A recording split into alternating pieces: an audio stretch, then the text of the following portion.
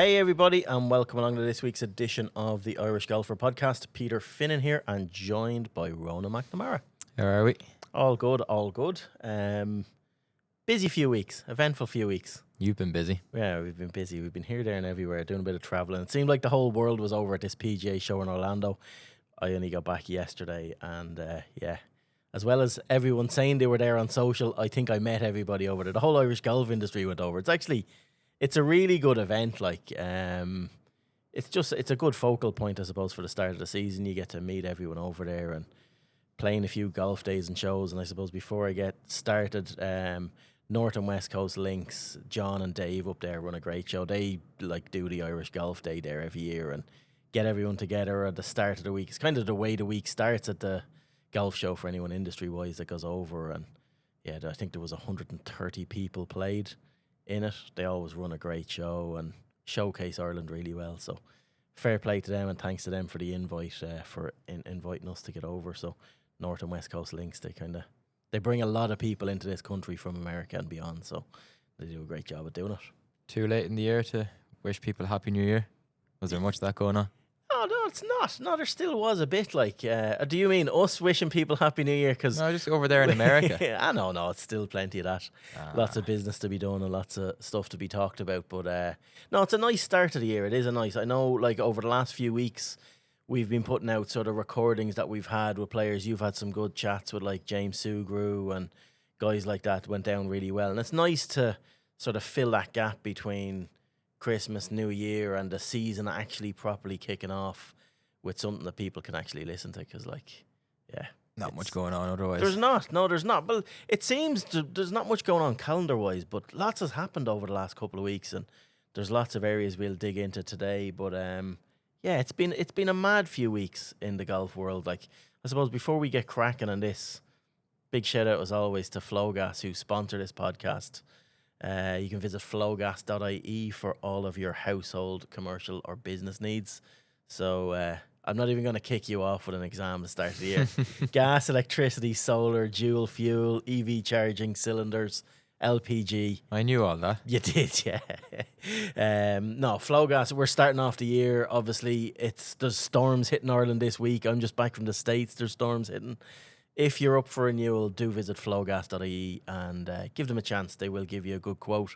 They have discounts there for Golf Ireland members as well. So they got you covered. Like I said, gas, electricity, solar, dual fuel, EV charging, cylinders, and LPG. Flowgas.ie. Right. Where do we start with golf? Dubai Desert Classic, I think. Yeah, I'm not going into I don't want to go into the Mickey Mouse PGA Tour tournament too much. Well, most of Dubai happened at probably 4 a.m. for you. Exactly. I seen very few shots of it. I was looking at highlights of it and bits. I was keeping up to date with the transcripts and the media side of things. A good winner for the tournament. Yeah, I think he's a great winner for the tournament. He Patrick is. Reed, he's Big name, Masters champion 2018, and it was a bit of not a procession, but it was very, very comfortable how he managed to hold off the fields, albeit not the best field in the world here. David Puig was the one that was putting it up to him the most, got to within 2, but he just collapsed on his way home, and even a level par round was enough for Reed to win by 4 shots on 14 under ahead of Andy Sullivan. There were a few storylines from this. Obviously, Sullivan coming back into form, but Francesco Molinari, 65 in the first round. He led the way and sort of rolling back the years for that, and he didn't really get the putts over the weekend and faded away to finish 4th. But yeah, a good winner, but a tournament that probably never quite got going. But that was just because Reed held off. Everybody didn't make too many mistakes, even if he was a little bit below par on the Sunday as well. But he didn't really, because he started off with a 4-shot lead, didn't he? Started off with 4 and won by 4. And won by 4. So it's as comfortable as a win as he'll ever have. But he kind of stamps his authority on this on Friday evening and never looked back. The weekend, he really, he went at it and just got the job done. And no one really properly came at him. Yeah, players flirted with it, even, the likes of Sullivan, Nikolai Hogard, Molinari, Marcus Armitage, Puig, and even Victor Hovland were all, within striking distance going into the last 18 or 36 holes, but they just weren't consistent enough to keep it up. They just made too many mistakes. And that is what I like about this championship and the whole desert swing, really.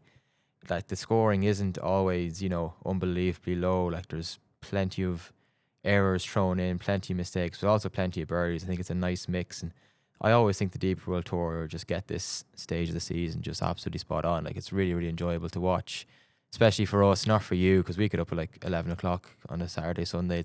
You can get the back 9 Perfect or whatever time, it is. It's great. But yeah, much better product, I think, on the Deep World Tour between, say, maybe August, September to January, February, I think, in the PGA Tour. Yeah. I don't know, what are your feelings on Patrick Reed as a golfer, ignoring everything else? Like, is he, like, I don't know, I've always got a conflict. I like to see him win. I think he deserves a bit of respect. 100%, I would agree with that. That's what I was trying to get at. Because, like, how many years is it now? Last 3 or 4 years, all we've heard of is people talking about world tours and, coming together and, rankings, playing everywhere in rankings. Whereas he's played 3 or 4 tours his entire career, not just since joining Liv. Even when he was on the PGA Tour, he was a big supporter of the European Tour, as it would have been. He has a lifetime lifetime membership. He played 10 times on the Deep World Tour last year. And he's now got his actual first regular win outside of the Masters and 2 World Golf Championships. I mean, like, Billy Horschel, anytime you put him in front of a microphone at Wentworth, talks about how much he loves the Deep World Tour. Well, Patrick Reed plays 8 to 10 times every year. Yeah, and the thing about Reed is I don't think he gets the respect. Even before Liv, he did that. He played a lot. And, so a lot of guys are playing DP World Tour because it's a loophole to get world rankings and get up. Like, Reed's going to move into the top 30 in the world after the win. He's 29th now. Yeah. Like, he's maintained that world ranking. He's kept himself relevant. He's just such a steely competitor. He said in interviews at the start of the week as well, there's all these fines. Like, I'm getting sick of all this money talk and fine talk and what's going on. No one knows what's going on in the background behind closed doors, negotiating with the Liv lads whether they can play. Obviously, the PGA Tour have allowed Brooks back, and we'll get into all of the ups and downs of that now. But just from Patrick Reed's point of view, he obviously didn't meet that criteria. He is still looking at, and he made the... Like, I found it mad that he made the comment that he's not contracted yet. His contract isn't signed for 2026 with Liv. Yeah. So, but he was angling for a PGA Tour return, I think, as well. He totally was. And that's like, I don't blame him. But he'll still be what we're talking about here in terms of like a world player. He'll play all over the world. He's actually if you're going to base what men's professional golf might look like, I think you need to put Patrick Reed into that room and, negotiate on it and what it could be like. And because he played more Deep World Tour events than Rory McIlroy in 2025. Which when is, you put it in that context, it's mental, isn't it? Yeah. It is. It wouldn't. You can say he went to Live for the money, which is obvious, but like he talks the talk. He plays everywhere. Like, plays Asian Tour if he has to as well. I think he played in and around 30 times last year. And we've got somebody saying that he was forgotten about, but we'll get into that later on. Who said he was forgotten? Oh, it's in my villain. Honestly, couldn't believe it. Like, just ridiculously tone deaf. But yeah, he obviously has his faults and is the type of guy I think maybe eats on his own and doesn't talk to anybody on the tour. But I mean, he has his faults and he has his flaws in life. Like, but he is the ultimate competitor, isn't he? He's good to watch. Yeah, we need villains. Like, we said that when Liv was formed, they took all the sort of bad guys, but there's for all of he's a win at all costs kind of guy. You do need somebody to hate. Yeah, and it's different. It's different to wanting Scottie Scheffler not to win, because you always want to beat the guy who's the best, but you actually want somebody to hate. And likes of Reed and Bryson fall into that category. Yeah, he's like the Chris Eubank of golf. You know, sort of way. It's like he thrives in just mayhem around him and he just does his talking with his golf clubs. Yeah, I can't not but respect him. I even love the way he said at the start of the week, it's going to cost me 1.5 million for my fines this week or this year on the DP World Tour if all comes to pass with the way these guys are going to have to keep members, pay their fines, and if a deal is done behind closed doors on them being able to play in return with this court case that's looming, and apparently we're going to have something over the next couple of weeks on. Like he's made $1.53 million in his prize money this week, and he's just going to use that to pay his fines. I just like the cut of his jib. I don't know. I and everyone's having a go at him, and he just seems to rise to the occasion. So yeah. Yeah, and but like when you think that John Rahm just isn't bothered playing DP World Tour anymore. Yeah. I mean, where was he? Where has he been? I think that's terrible. It's a terrible look for him. And I think Reed, people need to give Reed a bit of credit here. What do you think of McIlroy's comments at the start of the week? We'll get into a bit of Rory and Shane, but Rory's comments on the boys should just pay their fines and get on with it. Yeah, I think he's dead right. Do you? Yeah. Yeah. I take a pinch of what he said. He'll probably say something different now in 2 weeks' time. Yeah, that's the thing. He's flip-flops. But like people in glass houses shouldn't be throwing stones. I think he should just leave this alone. They're his mates. They're his Ryder Cup teammate. I'd say they were well pissed off. I know he was teaming with Hatton. Yeah, Hatton's his mate. I wouldn't be too sure about Rahm. I think, lobby everything towards John Rahm. You just have a problem with Rambo now, do you? You don't like him? No. Why? I think he wants to eat his cake and eat it, to be honest. Like, he just doesn't come back and play. He's not playing anything until Live starts. Like you should be playing the Desert Swing and DP World Tour, doing something. But I think like everyone gave out about the Americans getting paid to play in the Ryder Cup, and like, all right, maybe he did go a little bit over the top by saying this is your chance to put your money where your mouth is, but there's a great opportunity to sort of back up that point that the Ryder Cup means more than money. And I don't know.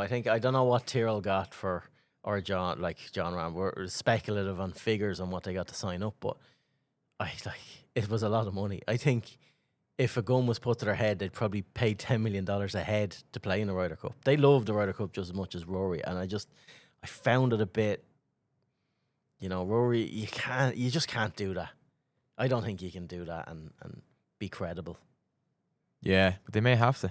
Yeah, they definitely will have to. Like, by all accounts, there's something going on in the background. They're going to have to pay some sort of a lump sum and a fine to come back. But I'm sick of it at this stage. I'm sick of all the crap that's going on. David Puig said he'd pay, whatever it takes, that he's no problem paying the money. So, I don't know, there does seem to be an appetite for players to want to play in Europe, and it'll be interesting to see how it goes, because he'd be a Ryder Cup contender himself for next year if he keeps going the way he's going. He's won already on the tour. Yeah, it's a tough time of the year. And Lowry, then, it wasn't a great week for Shane. Always hard to bounce back after what he did last week. Shane's made a habit in his career of not responding to disappointment very well. Yeah, I mean, I think he finished poorly on the Saturday of the Masters, and then Sunday was just a complete shit show. He might as well just shown up, hung over with rental clubs and just bashed it about, had a few pints on the course. I mean, it was that bad. And he came second in the Truist Championship, and he went a long, long time without having a top 10, missed a couple of major cuts as well. So he does have that sort of in him, and he has spoken about trying to get over that, but yeah, it wasn't a terrible week. He just never really got going. It's not like he just completely stunk out the place. No. I'd take the positives from last week. Like, he got himself into an unbelievable position, a tournament he probably should have won. And I'm quite positive looking at Shane going into this year, because I listening to all his media stuff, him actually addressing the fact I need to win more. He knows what he needs to do, what he wants to do going into this year, and the Ryder Cup in Ireland is just such a big. It's just going to consume him for the next couple of years. Yeah, I think you need to put that to one side.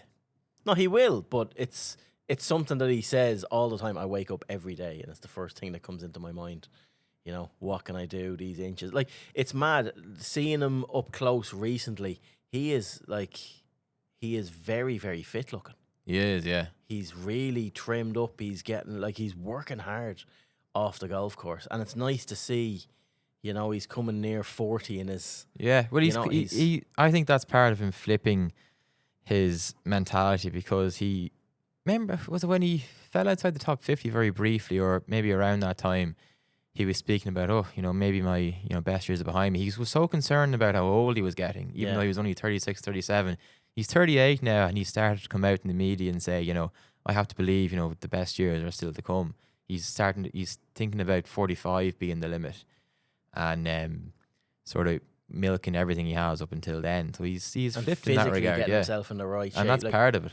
Standing, I suppose, when you're going toe to toe and you're playing all your practice rounds with Rory, it would make you reassess how you approach the game, I suppose, when you see how successful it is, what he's done. But no, it's interesting with Shane. It'll be interesting, this gap now between now and the Masters, as to what he does, if he can grab a win, get his tail up going into major season.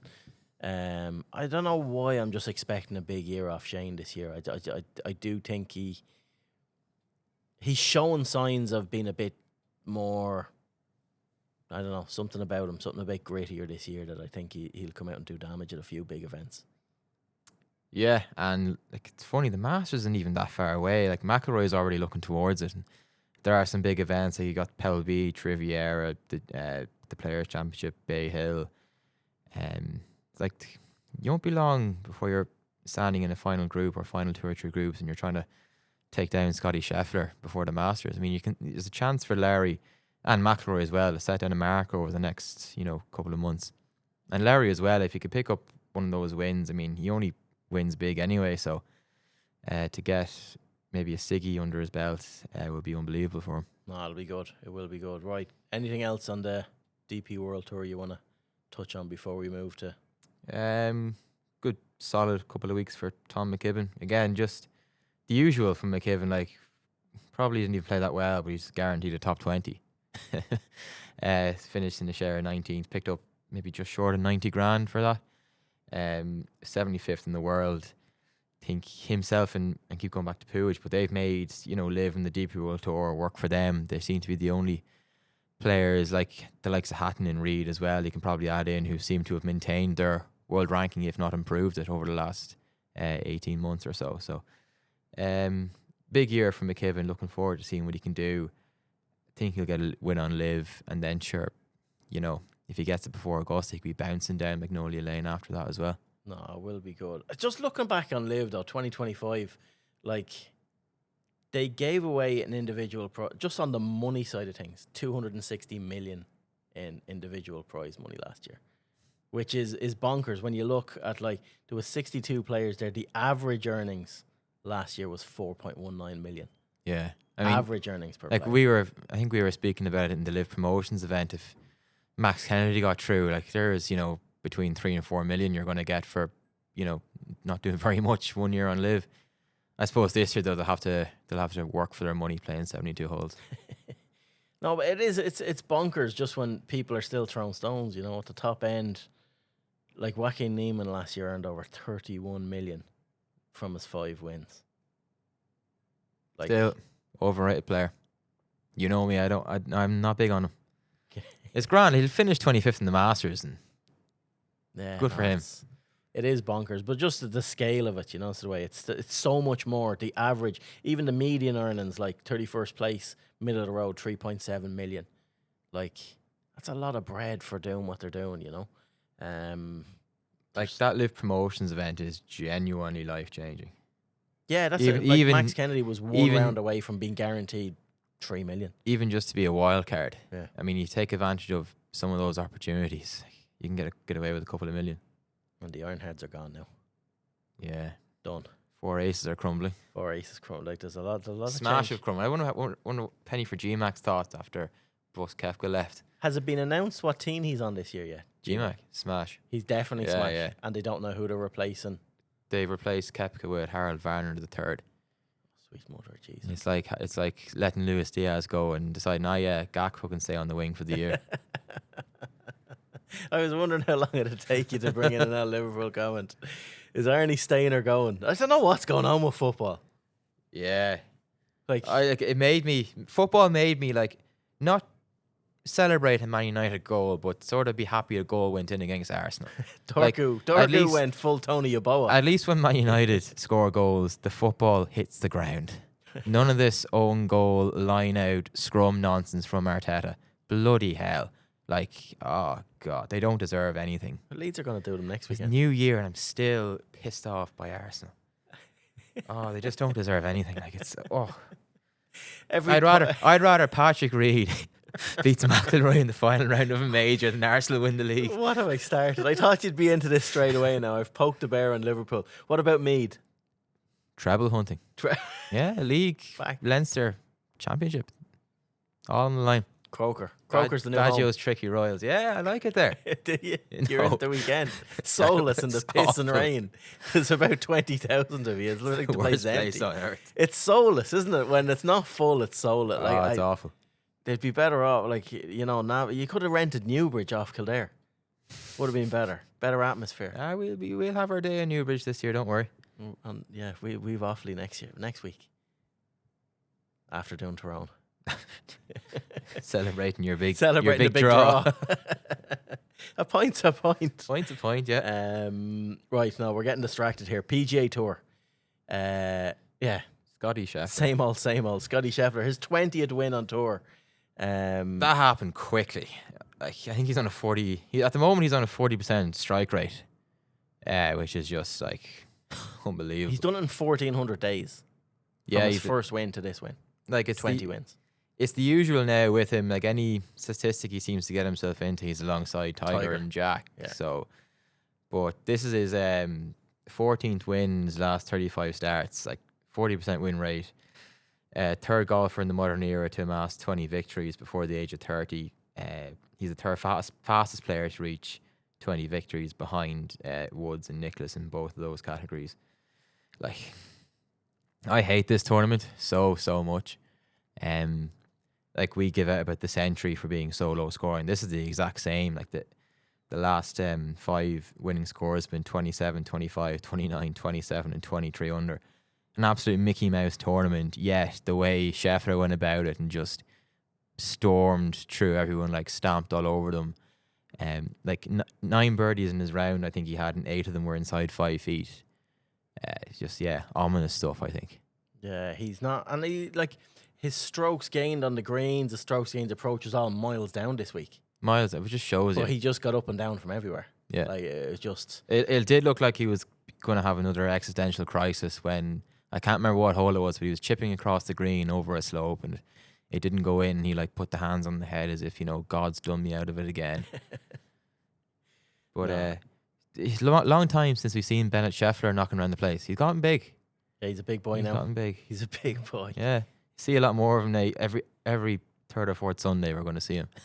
No, it is crazy. Just shows you let Meredith carve the turkey this Christmas. He's back. He's back winning early Like, doors. if Meredith carves the turkey, does McIlroy win the Masters last year? That's the question. Probably not. Probably not. Probably not. No, it's a different world. It's a different world. Yeah, like it's a kind of a nothing tournament. It is. It's a putting competition, But as yeah, John it's that- Ram said. it's that mad part of the year, but it will get interest this week with Brooks coming back and playing. Like, it is gonna get some serious bums on seats. Yeah, I'll be watching. Oh, 100% I'll be watching. Whereas I had no interest in watching this just gone, like this tournament. And I don't know, I find myself watching a lot of PGA Tour events now I watch it for the golf course more than the players nearly. Oh, there's nothing about the But that's what I mean. Amex golf course. God's sake, absolutely horrendous. It's Like, a Pete Dye design, but still, yeah. 2 desert locations we had on the 2 major tours in the world, and one is just leaps and bounds ahead of the other. But no, I'm looking forward to this stretch of PGA Tour golf. Farmers Insurance Open, Torrey Pines. If I guess the weather, can be unbelievable. If not, you are looking at another potential 20 under-ish winning score. But I'm really looking forward to see how Brooks Koepka gets on and who he's actually paired with. It'll be a real indication of, right, you got to work your way back up to get into these feature groups. If you say, with a Seamus Power, shall we say, it'd be a great draw for him. But like, is he going to be putting like a Ludwig Oberg group or whatever? So it'll be interesting to see from that point of view. We actually have to, on predictions, we actually have to do our prediction pod. We do. We have to look at last year's one, write down what we predicted, highlight how much of gobshites we all are. Yeah, I think we said McIlroy would win a major, but not the Masters. I think I went for him for the Grand Slam. I think you might have said Conor Purcell's going to win on the DP World Tour. Yeah. There's one of those sneaking around in there. I know we have to before we actually get going. We'll do it next week. We'll get all of our predictions and we'll do all that. But yeah, it's just one of those. It's one of those things. Did you watch the TGL actually? Have you watched a shot of the TGL this year? Didn't even know it was on until you went. Really? Really? Well, I tell you, I couldn't believe. I was like, where are you? It's this reruns from last year. So I went again last week into the SOFI. I wanted to see had they evolved it, had they changed it, what the product was like, what they've done. It's actually worse. Is it? They've actually made it worse. Yeah. I saw Justin Rose's Albatross, and now fair enough. He gave it again, as I defended Rose on the thing last year. I think he's a great character to have on it. But people were labeling it as his first career Albatross. I was like, no. Doesn't count. No, it doesn't count. Well, I didn't see Justin Rose's Albatross because after 9 holes I had enough. Had you? Yeah, I get out of the place. I was on the motorway on the way back to Orlando. No, it was... So, it's a TV spectacle. It's far better on TV when you can hear everything that's going on. There's like a 20-second delay on earpieces they're giving you now, which gets you a little bit more connected, but it's just you're so disconnected in the place. Like Tiger Woods was there not playing, but had a few putts, and he was cheerleading, throwing hammers all over the place last week. And like even with him playing, the place isn't sold out, and there was seat fillers in the place. So like, if Tiger is there and there's only 1,500 odd seats in the place, and they can't fill it out, there's a problem with the product. Yeah, and it's expensive.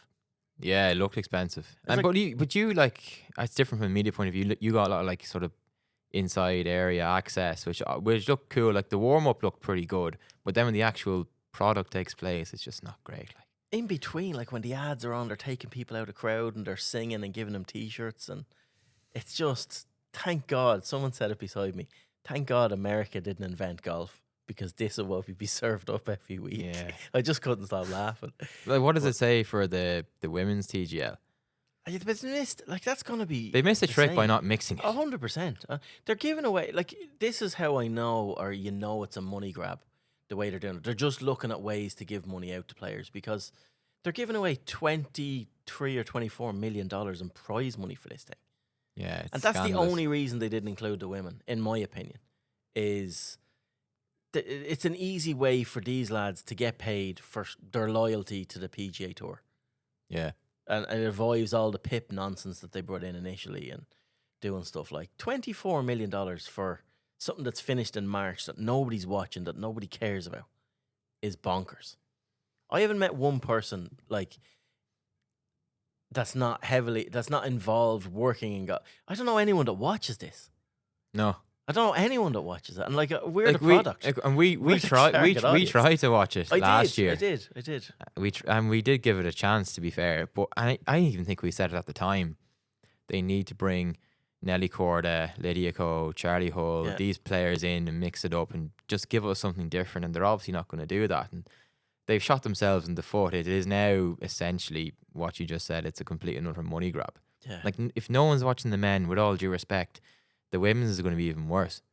Yeah, I don't get it. I really don't get why they don't have a bit of more fun with it, and they have a chance to make a product, because it's so bad that the actual arena would blow your mind. Like, it's breathtaking, the whole setup and system and how they do it and how it's ran and operated.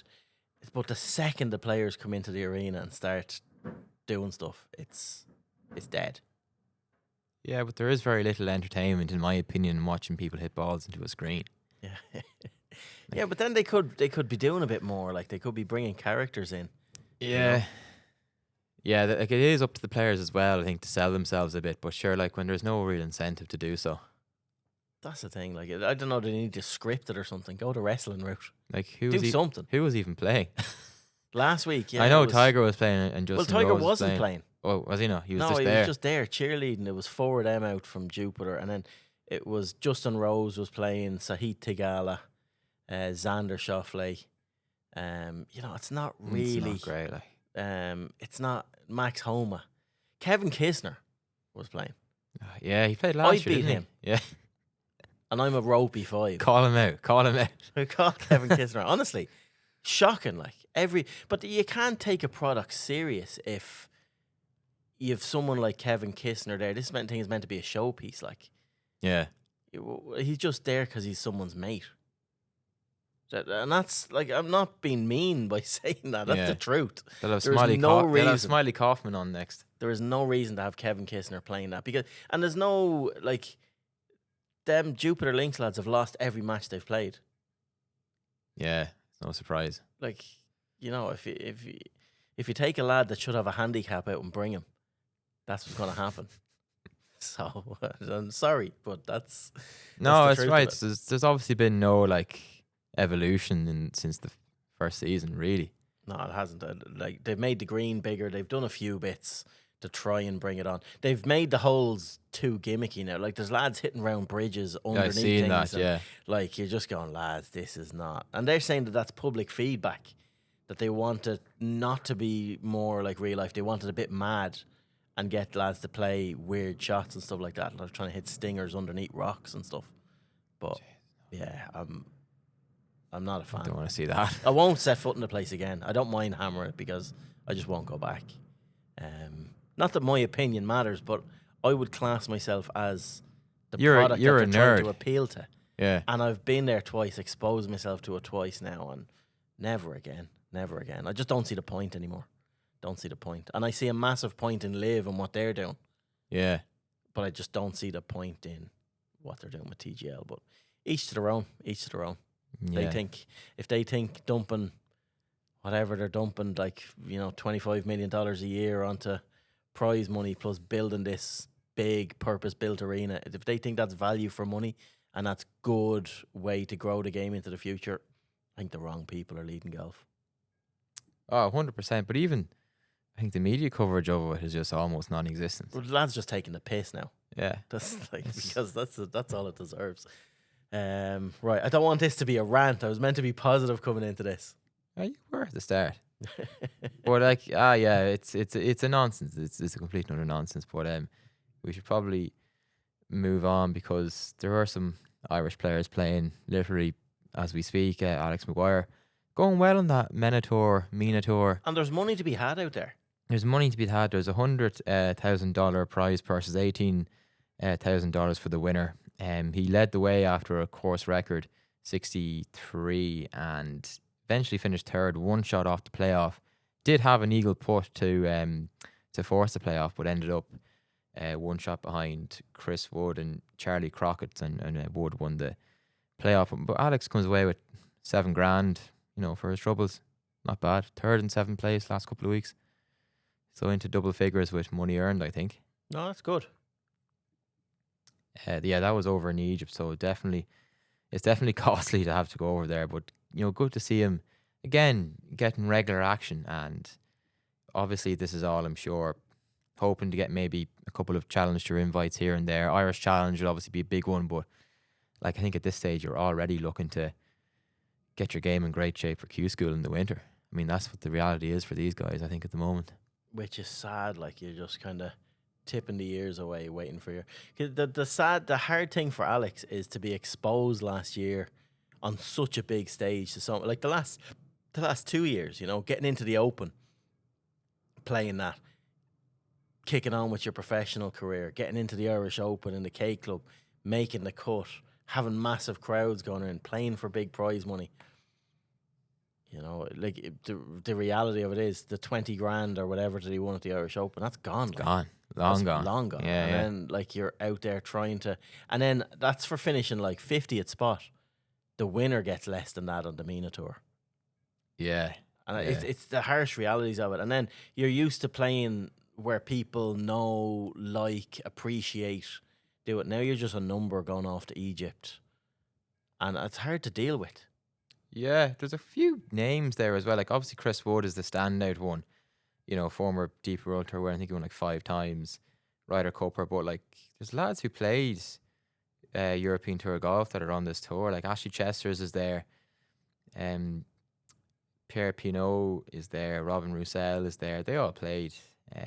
There is, it's an interesting tour because it was defunct for a couple of years, and somehow Brooks Koepka is a former Order of Merit champion. I don't know how many. They counted don't know how many events he played. They counted live events before. They were trying to snake their way into getting world ranking points at the start, and they start buying up shit. Yeah, but look, it's good to see him, getting regular playing time, which is what it's about. And even though it is very, very remote, but good because he has the game. To shoot those really, really low scores, and he can be quite explosive at times, which maybe doesn't lend itself to consistency. But if he plays on the MENA Tour regularly enough, I think, and gets maybe some invites, somebody has to take notice and give him a break somewhere. If not, it'll be Q School. Yeah, a long season between now and Q School, though, that's the thing. Yeah, it's only loads January. of chances. Like it's literally only January. Anything else on Roundup that you want to go into? Yeah, Golf Ireland had a team at the men's octagonal matches. They came 5th in the end. Bit unlucky to be in the 5th and 6th place playoff, which just sounds absolutely horrendous. Like if you're a football fan, you hate 3rd and 4th place playoff. But like they won 2 out of the 3 group games, but a massive win for Spain in their opening game. And then there were format changes, which meant like Ireland and other teams couldn't amass the amount of points that Spain would have done in the first game. So they won 2 out of 3 games, including beating Spain. Lost to England, but missed out on the medal matches and ended up coming 5th, which was pretty good. A young enough team as well. Keith Egan, David Howard, and Jonathan Keane were probably the standout names there as well. So a good workout for them. It's gonna be such a busy season with lads chomping at the bit now trying to get Walker Cup. Yeah, everyone would probably think they have a chance. Yeah. How many do you think? I know we'll save it for the prediction week, will we? Yeah, save it. Yeah, save it. Just to have a look at it, but no, we won't put a number on it. No. Yeah, save it for next week. We'll do a proper prediction. You'd be looking for at least 2. Yeah, at least 2. No, it is. Is there anything else you want to get into? Yeah, Rory McIlroy back in Muirfield to come back on the open road. What did you think about that? Did you see it? I don't see it. I do think I've been there a couple of times. I was who won last time? Mickelson. I was at that. Yeah. Yeah. Were you? Yeah. You were about 2. Yeah. No, it was good. It was good. Actually, a funny one at that Muirfield. I think it was Muirfield. There was a guy we did. So I remember that week for the preview to it. Muirfield is Glasgow, isn't it? Near Glasgow. Up around there, yeah. Up around that neck of the woods. So I think it is this one because wasn't it Stenson that was beaten by Mickelson? So we had yeah, I think so. We had no, Stenson beat. No, it was whatever. I think it was Muirfield anyway. But we were at, to cut a long story short, just because I was watching a bit of the SPL stuff last night and I just laughed, chuckled away.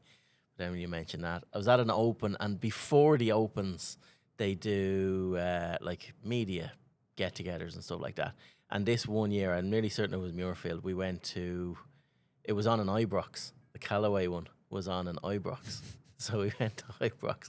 And there was a lad that shall remain nameless that was working for one of the UK titles, but he was a Celtic fan. And we were allowed to stand in the middle of Ibrox, go up to one end and take a penalty and score or whatever. So this lad's a big Celtic fan, obviously Irish connections. He picked the ball up and he started soloing it up Ibrox and he kicked the ball over the bar and they went fucking spastic. They went mental. Hauled him off the pitch and the staff were going nuts. I just thought it was hilarious. But every time I think of Muirfield, I think of that. But no, Muirfield, I don't.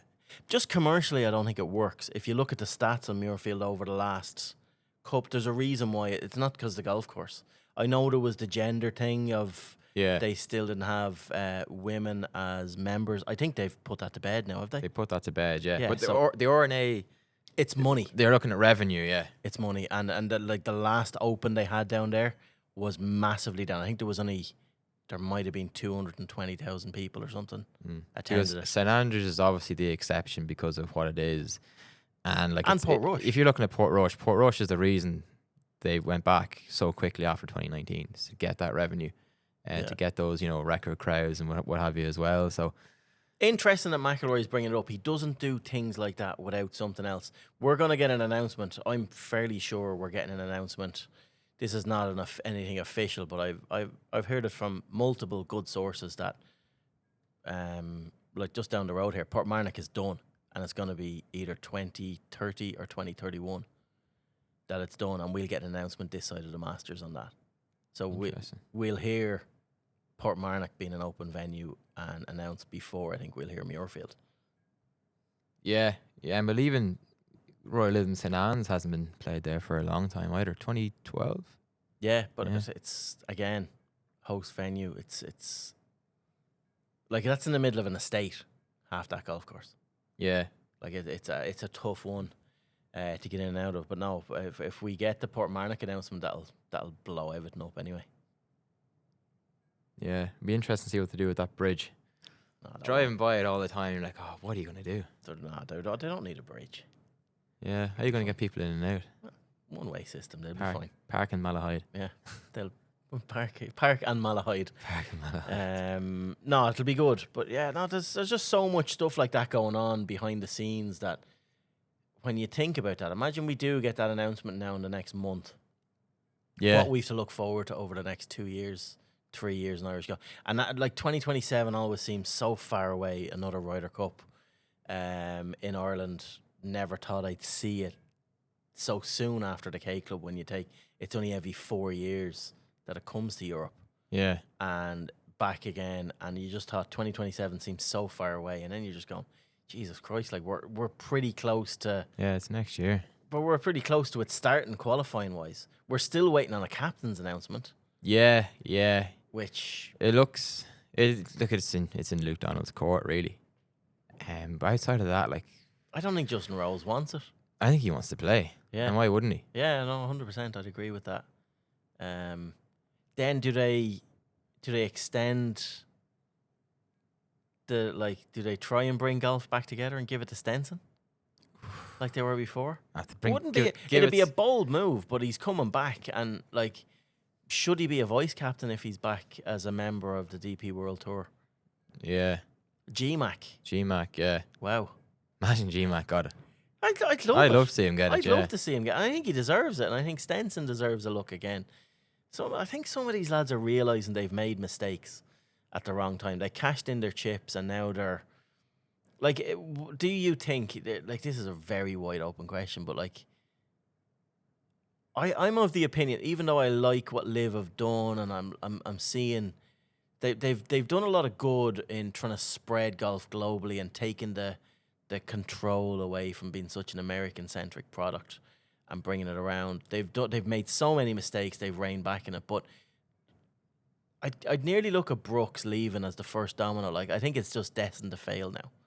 Yeah, so would I. It's doomed. It is doomed, and I just can't see a future where they all coexist. I think they've had their chance to try and reform whatever ecosystem they have there. I'm getting all my buzzwords in now. Ecosystem kicking on. I've done them. But I think they're too far down the line now. Yeah, they've spent $5 billion to date on this. They could have bought the European Tour. Yeah. And they don't have to Ryder Cup if they did that. When you put that into context, they probably could have bought the PGA Tour. It's just, and they're no closer to getting anything done. They're one player now away from. They're a Bryson DeChambeau away from this thing being a Bryson done. or a John Ram, and it's done. Yeah. It's done. Because even John Ram, when he was asked after Brooks leaving, like, what are your thoughts on this? Like, well, he didn't say he loved it. He didn't say. He said, "Oh yeah, I'll honor my contract." Yeah. Yeah. Like, what else is he gonna say? He's not gonna hand back $500 million, but. Yeah, next year, like at the end of this year now, I'd say there could be a free for all. Where would that leave Tom McKibbin? So see, they've got the number one amateur in the world straight out of college. They signed him up. Yeah. Well, Tom can always go back and play DP World Tour. He can. It depends on this court case, on what's done. Like, he's never taken up membership. Can someone that's never taken up membership of the PGA Tour be banned from the PGA Tour? Like, can you do that? I don't know. Yeah. So many loopholes. There's so many things going on. But yeah, I'm just looking forward to, and I see it's closer now than ever. I'm looking forward to, like, golf has just been so turbulent over the last 2 years, 3 years. It's just the lads kicking the shite out of each other on, like, press conferences and on Twitter and everything. Twitter, yeah, it's not a good look, and it's not good for sponsors. The TV rights are coming up soon. There's there has to be some big moves done, and hopefully the DP World Tour doing what they're doing with this court case, and Hatton and Ram getting that sorted out, and there's a domino effect. The PGA Tour have lent the olive branch out. They want Brooks back. It was a big power play for them to let him come back, and we're going to see the fruits of that. I'm sure sponsors are at them saying, let him in.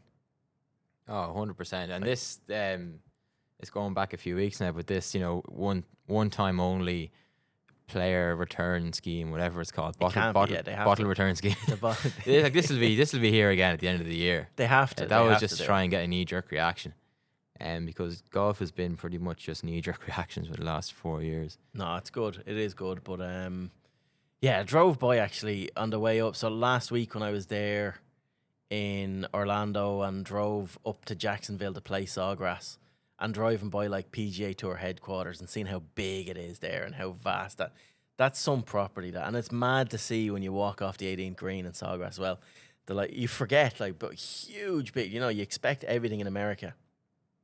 Big, massive American flag, like a massive Northern Ireland flag flying off the back of the green from McIlroy, which is probably lost on like 90% of the people that are playing there. Go, what is that thing? Yeah. But no, so cool to see. It's a funny looking England flag. Yeah, so cool to see it. So good. But yeah, it's some property. But yeah, I was kind of jumping around the state of Florida playing golf. Actually, I didn't put it up online because it wasn't the type of place to play it, but played a members club in Naples called Old Collier, and ended up playing in a 4-ball with Tiger's best mate, Noda Begay. Like, the most surreal thing, like, just really, really cool. Such a nice guy. And just to hear him talking about different things and getting his perspective and things. Didn't go into any detail at all, which you wouldn't expect him to, about Tiger. Like, I did ask him. Took me 6 holes. I was sitting there going, will I ask him something there?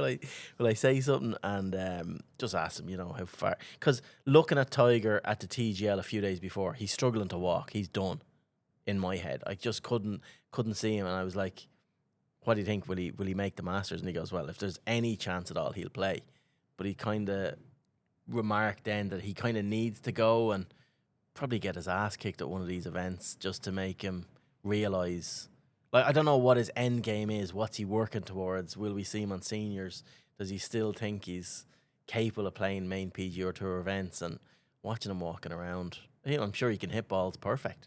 Yeah, but it's sad. He's only 50 years of age. Like, but Noda Begay was a really nice fella to spend time around and just quiz up on a few things. But he's such a ball striker. Doesn't get it really far out there, but just is on it, like, just so good. Did go to see another golf course as well, Mayaka down in. We did that much driving for the week. I think we did 1,600 miles, like, all around the place. So, like, thousands of kilometers driving all around Florida, playing that. But went down to a place that Dana Fry is designing. And this place is going to go straight into the world. I've never seen a resort like it or a property like it, like, for plans that 9 holes are open and perfectly playable. Could host the US Open tomorrow. And the other 9 holes a building site that they're building away and selling memberships. And they've, like, a turf farm there and crazy stuff that I'd love to sit down with a greenkeeper and go through, because played with a guy, like, going through all different grasses as well and what they're doing and what they're planning. Like, it just blow your mind on what they're at over there. But yeah, it was just some week to get exposed to some things like that. But yeah, chatting to Dana Fry about what he's doing and Curracloe coming, and then seeing the launch of the new British Bay Club over there as well, with what the Conlons are doing out in the old European side, and getting to spend a bit of time with Kyle Phillips and thought, like, we really are blessed as to what's ahead in Irish golf. Like, that is going to be a spectacular golf course. Kirklow. Yeah, no. British Bay. I need to be careful there.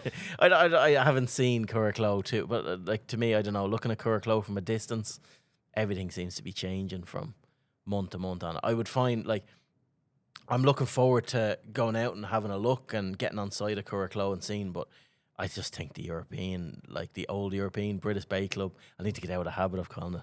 Yeah. I said, yeah, The they probably BBC. could have. They probably could have called it. I would have put links in the name because it's pure links on in British Bay. But looking at the plans and what Kyle Phillips is planning, it's going to be spectacular. And again, that's 2027 start. So we've so much to look forward to. Yeah. Very different. Are we getting into heroes and villains? Because we're just rambling now. I think so, yeah. Right. I actually came prepared. Did you? Starting the year off strong. That's Why, have you come prepared? no, Ah. I'm always prepared. Right, so my heroes are Cian Casey and Gavin Ryan. Did you hear this story? No. So I think the odds of maybe 17 million to 1. The two lads had hole-in-ones on the same hole in back-to-back shots. So playing in a 4-ball. Playing the same group. Playing the same group, playing in a 4-ball. Cian went third. In a course in Ireland. Yeah, in Hollywood Lakes. I'm getting to it. All right, go on.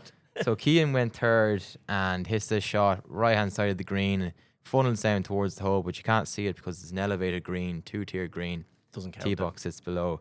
And he's egging Gavin on to, oh, God, for fuck's sake, hurry up and hit this shot. Come on, I want to go and have a look. And Gavin hits his straight over the pin. I think it's only like 129-yard hole. Straight over the pin, spins back. He's kind of like, oh, ooh, that was all right. It could be close. Yeah. And so they all run up, and I think the two playing partners who went first are like, the two balls are in the hole here. And the lads just started jumping around the place. Back-to-back holes in one. Like, That's insane. never hear of it again. No. Have you ever had a hole in one? I have. Where? Trim. Doesn't count. It, On the first hole? no, the seventh. Seventh. I was only like 14. Scuttered up a little treewood in like half darkness. Walked up and there it was. Jesus. No, Lost the golf ball though. Never had one. You lost the golf ball you did it with? I don't know what I did with it. It's in the. I didn't use it. Like I brought it home and misplaced it or done whatever I did with it. But like Gavin replaced his Pro V1 for a Dunlop on the next hole and naturally lost it. So bit of good thinking beforehand. Totally. That's crazy. Mental. That is mad. So they're your heroes of the week. They're my heroes. When did he do it? Was it like in the Last couple of Sunday. weeks? Last Sunday. That is crazy. That is mad. Yeah, big shout out to them. Well, I've nothing that'll like for heroes of the week. I'm not even gonna go up against that. That's class. What did you pick? I didn't have anything, so that's good. That's good. I was gonna put Patrick Reed, but them lads have totally trumped that. No hero would trump Patrick Reed. No, well, that's it. Right, get your Gary Player villain of the week. Do you know what? I think if we give it to a female, it has to be the Laura Davies villain of the week. Why? I just think so. You know, gender equality and all that. Yeah, but Laura Davies is my villain of the week. For what did you like? Just for TV comms? Yeah. Just Standard Laura Davies nonsense. Like, she was talking about Patrick Reed after he won on Sunday, and she was saying that, oh, you know, I'm paraphrasing now, but since he's gone to live, you know, you kind of forgotten about him. He doesn't play too much. Played in around 30 times last year. Played 10 times on the DP World Tour, many of which I'm sure you were commentating on, and is 29th in the world and is a 2018 Masters champion. I don't think anybody's forgetting about him anytime soon, Laura. So, you know, do one. That's your villain note. Yeah. Anything got to do with TGL. Take away her damehood. Yeah, the TGL is my nod. Just everything TGL related is the villain of the week. I went hoping it would be better, like I said earlier in the pod, and it just wasn't. Disappointing, because they could do so much more with it, and we've been down that rabbit hole so many times before. But yeah, that gets the nod for me. So I think I take the double here today. Do you? Yeah. We'll see who double you'll be winning this year. Because Meath have no chance. Liverpool aren't even going to get Champions League. So yeah, I'll let you have your double. Little small glories the end of January. Ah, yeah. Right, I think we'll wrap it up there. We've rambled on enough, but we will be a lot more consistent with our podcasting this year. The whip will be cracked. We'll be back at the start of next week. We will do some sort of a prediction pod. mixed in with what's going on over the weekend and do that. So yeah, we will be with you every Monday from here going forward. So we won't miss any days, and we will have this on video from the end of the month as well. So we'll be coming out to you in different mediums, different platforms. But separate to that, we did launch our Irish Golfer event series last week while I was away too. So there still are tee times. I think there's 15 of the 18 events that we propose to have on the website. So visit irishgolfer.ie/events. We've added categories in there this year as well. So plenty of prizes, all in association with TaylorMade. And yeah, you can see all of that there. irishgolfer.ie/events. But from me, Peter, and from Ronan, thanks for tuning in, and we'll be back to you again next week. Okay, bye.